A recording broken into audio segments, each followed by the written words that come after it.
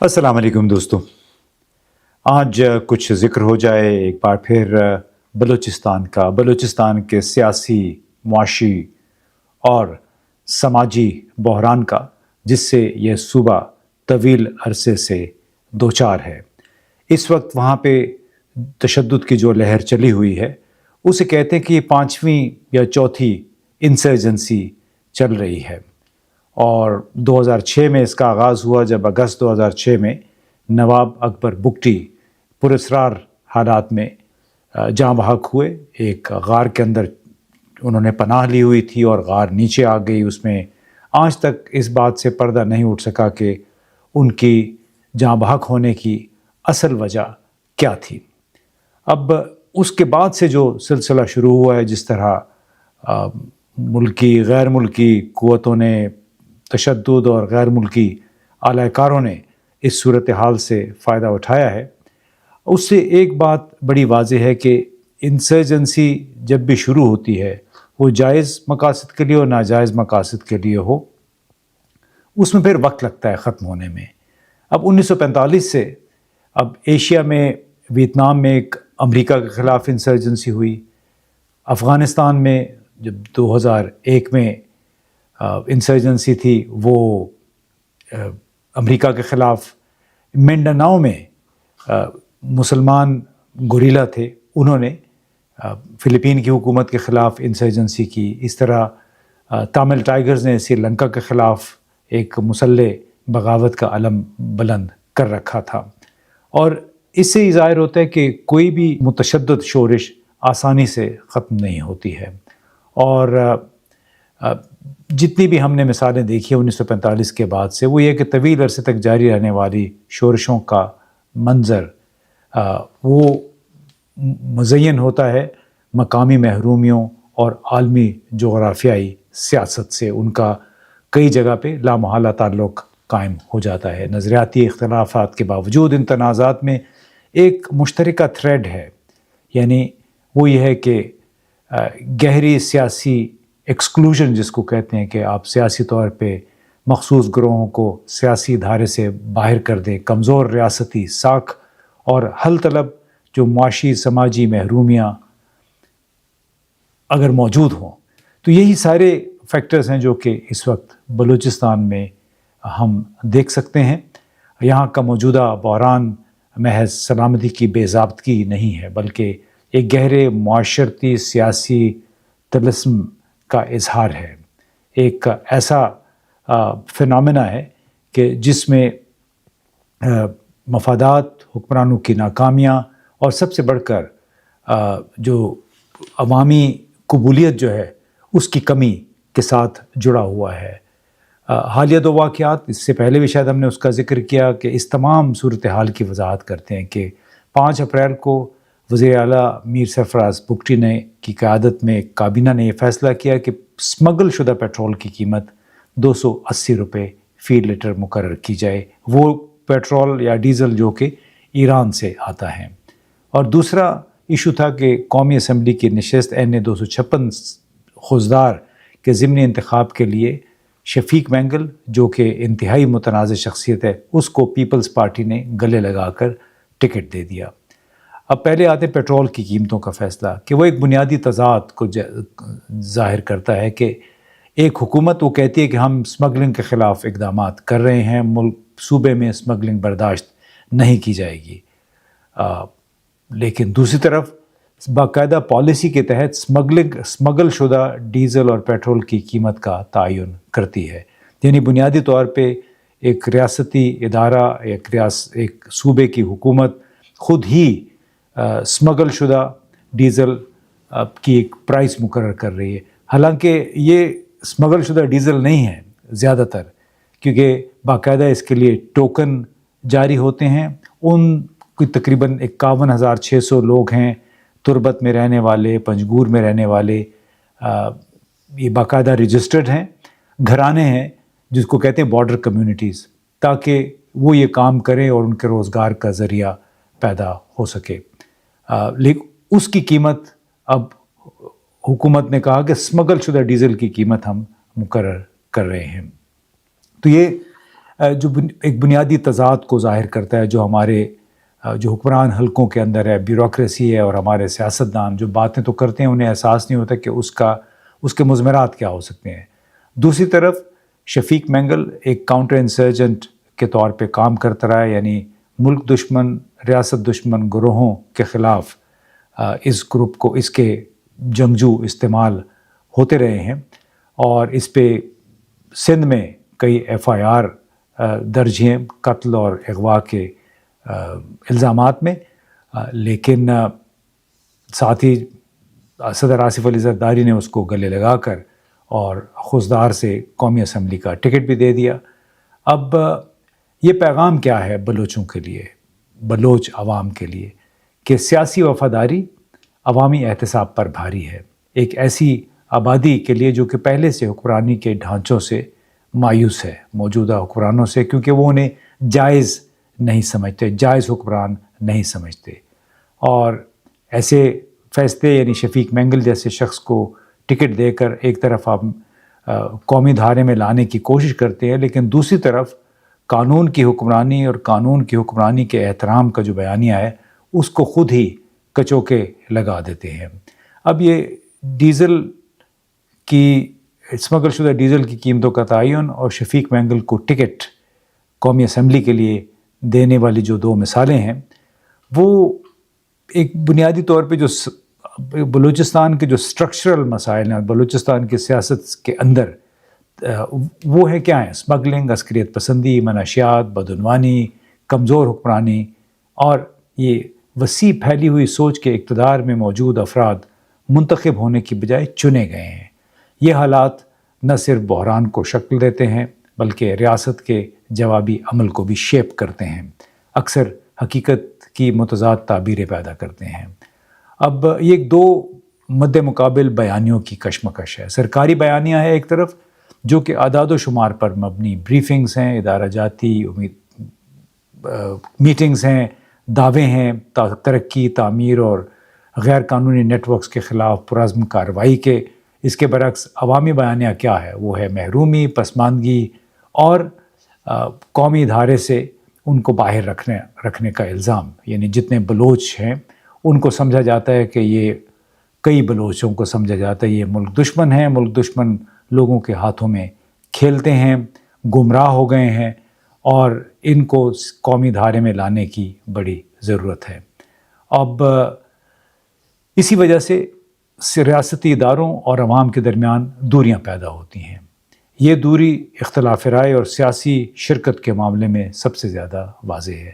جہاں حکام ایک طرف مکالمے کی بات کرتے ہیں، ڈائلاگ کی ضرورت پہ زور دیتے ہیں، وہاں بہت سے بلوچ خود کو باہر رکھے جانے، نظام سے باہر رکھے جانے اور ریاستی جبر کے ایک نمونے کے طور پہ پیش کرتے ہیں کہ وہ بلوچ جو اپنے حقوق مانگ رہے ہیں ان پر ظلم ہو رہا ہے، ناانصافی ان کے ساتھ ہو رہی ہے۔ ایسے ماحول میں نیتاً اچھے اقدامات بھی قبولیت حاصل کرنے میں ناکام رہتے ہیں، کیونکہ ان میں لوگوں کا اعتماد نہیں ہوتا، جن کی خدمت کے لیے ان لوگوں کا اعتماد حاصل نہیں ہے اس نظام کو، جن کی خدمت کے لیے یہ ادارے اور یہ وزیر لگائے گئے ہیں۔ اب اسمگلنگ کے حوالے سے جو بات ہے کہ حکام کی دلیل یہ ہے کہ یہ ایک چھوٹی سی اشرافیہ کو فائدہ پہنچاتی ہے، چمن میں، تربت میں، پنجگور میں، تورخم میں، اور خطے کی پسماندگی کو یہ برقرار رکھتی ہے۔ یعنی بنیادی طور پہ یہ آرگومنٹ ہے کہ ہم نے کریک ڈاؤن کیا ہے اسمگلنگ پہ، اس لیے کہ اور اس کا نقصان صرف چند گھرانوں کو ہوتا ہے، اسی لیے جو ان کو اس بات کا شاید احساس نہیں ہے کہ مثال کے طور پہ جو تربت میں 51,600 لوگ ہیں جن کا دار و مدار ڈیزل، ایرانی ڈیزل اور پیٹرول پہ ہے، کہ ان کے اندر کیا جذبات پیدا ہوں گے، کیونکہ ان کے لیے تو یہ ایک روزگار ہے۔ ان کو تھوڑا تحقیر آمیز انداز میں ان کا ذکر ہوتا ہے کہ چونکہ آسان کام ہے لہٰذا یہ لوگ جاتے ہیں، ایک دن کی 2 دن کی مسافت کر کے اپنی باری آنے پہ ڈیزل لے کے آتے ہیں اور 1.5-2-3 لاکھ روپے کما کے پھر مہینہ بھر کھاتے ہیں، سخت محنت نہیں کرتے بلوچ عوام۔ اب یہ جو ذکر ہے کہ بلوچ عوام محنت سے جی چراتے ہیں، ایک بہت ہی نیگیٹو، بہت ہی منفی تاثر چھوڑتی ہے۔ حال ہی دنوں میں صدر آصف علی زرداری نے بھی ایک بلوچ اور بلوچستان سے تعلق رکھنے والے گروپ کے ساتھ بات چیت کرتے ہوئے کہا کہ بلوچ عوام کو یہ جو علیحدگی پسند ہے انہیں چھوڑ کر ہمارے ساتھ بات کرنی چاہیے، ہم ان سے نہیں ڈرتے، ہم تو انڈیا سے نہیں ڈرتے تو بلوچوں سے کیا ڈریں گے۔ کچھ ایسی باتیں ہمیں ایک اور جگہ بھی سننے کو ملیں، جس سے بحیثیت مجموعی وہ تاثر جو کہ بڑے اچھے کام ہو رہے ہیں، جیسے ڈسٹرکٹ کوآرڈینیشن کمیٹی قائم کی گئی ہے تاکہ ترقیاتی کاموں میں تیزی لائی جا سکے، تعلیم کے لیے، سڑکوں کے لیے، پانی، بجلی، اس قسم کی سہولیات کی فراہمی کے لیے لوکل گورنمنٹ کو بائی پاس کر کے اب ڈی سی سی کا ایک میکنزم بنایا گیا ہے، یعنی ڈسٹرکٹ کوآرڈینیشن کمیٹی۔ اس میں تمام بڑے سٹیک ہولڈرز، سیاسی اور فوجی، وہ شامل ہوتے ہیں تاکہ کام کی نگرانی ہو سکے، لیکن اس سے لوکل گورنمنٹ کا جو نظام ہے وہ بالکل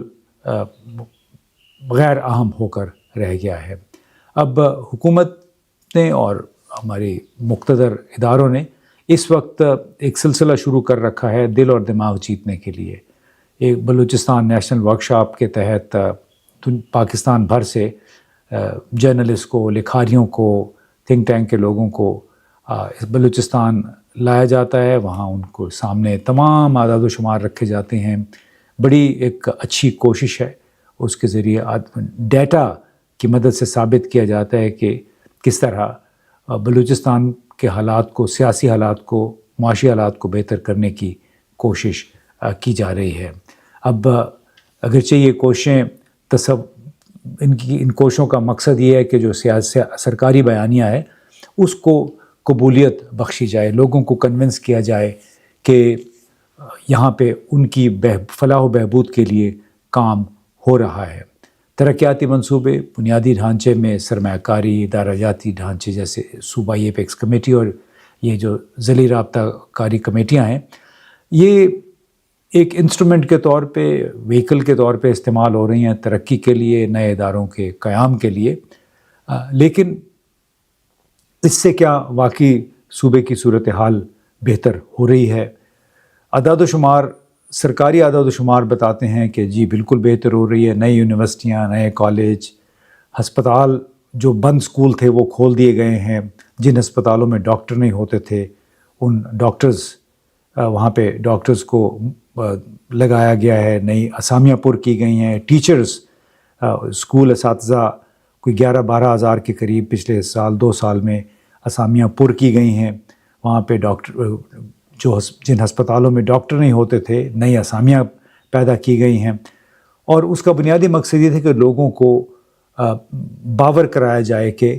حکومت ان کے لیے کوشش کر رہی ہے۔ لیکن جب آپ دوسری طرف دیکھیں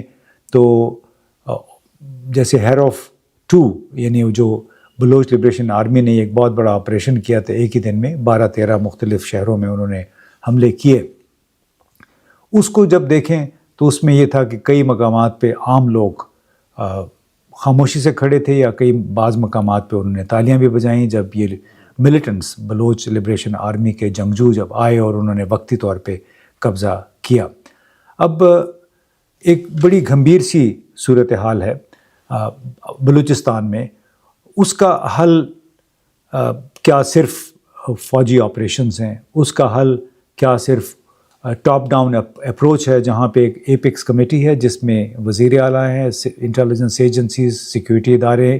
موجود ہیں، وہ کام کرے، اور اس کے نیچے پھر ڈسٹرکٹ کوآرڈینیشن کمیٹیز بنائی گئی ہیں جن کے ذریعے ترقیاتی کام ہو رہے ہیں؟ تو پھر سوال یہ پیدا ہوتا ہے کہ اس میں نمبر 1 پارلیمنٹ کہاں ہے؟ کیا پارلیمنٹ واقعی نمائندہ ہے؟ کیا لوگ ان وزیروں کی، ان مشیروں کی، ان پارلیمانی اراکین کی باتیں سننے کو تیار ہیں جن کی اکثریت کے بارے میں یہ تاثر ہے کہ وہ منتخب نہیں ہیں، ان کو چنا گیا ہے، اور یہ وہ لوگ ہیں جو کہ موجودہ اسٹیبلشمنٹ یا موجودہ ریاستی اداروں کے حامی ہیں، اور اسی لیے یہ لوگ جب منتخب ہو کے آتے ہیں انہیں ایک بلینک چیک مل جاتا ہے، کیونکہ یہ عوام کو جواب دہ نہیں ہیں بلکہ دوسرے اداروں کو جواب دہ ہیں، لہٰذا یہ اپنی پوزیشن کا استعمال کرتے ہوئے ہاں اپنے اختیارات کو پھر ناجائز استعمال بھی کرتے ہیں، جو قومی وسائل ہیں ان سے بھی ناجائز فائدہ اٹھاتے ہیں۔ تو ایک ایسے نظام میں انتخابات جو ہیں وہ اصل میں بے معنی ہو کر رہ جاتے ہیں، وہ نمائندگی کے اصول کے تحت نہیں ہیں، بلکہ کنٹرول حاصل کیا جاتا ہے انتخابی عمل کے ذریعے اپنی پسند کے نمائندوں کو سامنے لا کر، اور شفیق مینگل کی مثال بہت واضح ہے۔ تاریخ ایک بہت واضح سبق دیتی ہے، جو کہ ہم نے جتنی بھی انسرجنسیز ہیں، چاہے وہ فلپین میں تھی، سری لنکا میں تھی، ویتنام میں تھی، افغانستان میں، کہ شورشوں کو صرف طاقت سے حل نہیں کیا جا سکتا۔ جو انسرجنسیز ہیں، جتنے بھی ہم نے مثالیں دی ہیں، جہاں پائیدار امن صرف وہیں ابھرا ہے جہاں سیاسی شمولیت، معاشی انضمام، انٹیگریشن اور معتبر حکمرانی، یعنی لوگوں کے لیے قابل قبول اور قابل اعتبار حکمرانی نے جڑ پکڑی ہو۔ فوجی کارروائیاں عارضی طور پر تشدد کو دبا سکتی ہیں، جو غیر ملکی اعلی کار ہیں ان کو بے شک ان کا کلا کما کر سکتی ہیں۔ جتنے بھی آپریشنز ہو رہے ہیں، تشدد کے واقعات میں حالیہ مہینوں میں کچھ نسبتاً کمی بھی ہوئی ہے، کوئی 18-20%، اور اس کی بنیادی وجہ یہی فوجی آپریشنز ہیں۔ لیکن یہ ایک عارضی سٹاپ گیپ حل ہے، یعنی آپ زور طاقت کا استعمال کر کے ان لوگوں کو نیوٹرلائز کر سکتے ہیں جو ملک دشمن ہیں، جنہوں نے یہاں پہ مسلسل عدم استحکام پھیلانے کا تہیہ کر رکھا ہے۔ لیکن بلوچستان بھی ان فیکٹرز سے مستثنیٰ نہیں ہے جن فیکٹرز کی وجہ سے چاہے شمال مشرقی بھارت یا افغانستان یا سری لنکا یا منڈاناؤ یعنی فلپین میں تھوڑی بہت امن استحکام آیا ہے اور انسرجنسی ختم ہوئی ہے۔ انٹرنل جو حالات ہیں، داخلی حالات، وہ بنیادی طور پہ جب تک ٹھیک نہیں ہوتے، جب تک مرکزی جو موجودہ نظام ہے اس پہ عوام کا اعتماد بحال نہیں ہوتا، اور اعتماد اس وقت بحال ہوتا ہے جب واقعی لوگ منتخب ہوں، ان کے نمائندے منتخب ہوں، چنے ہوئے نہ ہوں۔ لہٰذا جو آگے کا طریقہ ہے، جو آگے نکلنے کا ترقی کا راستہ ہے، وہ یہ ہے کہ لوگ موجودہ نظام پہ اعتماد کریں۔ اعتماد بحال کرنے کے لیے ضروری ہے کہ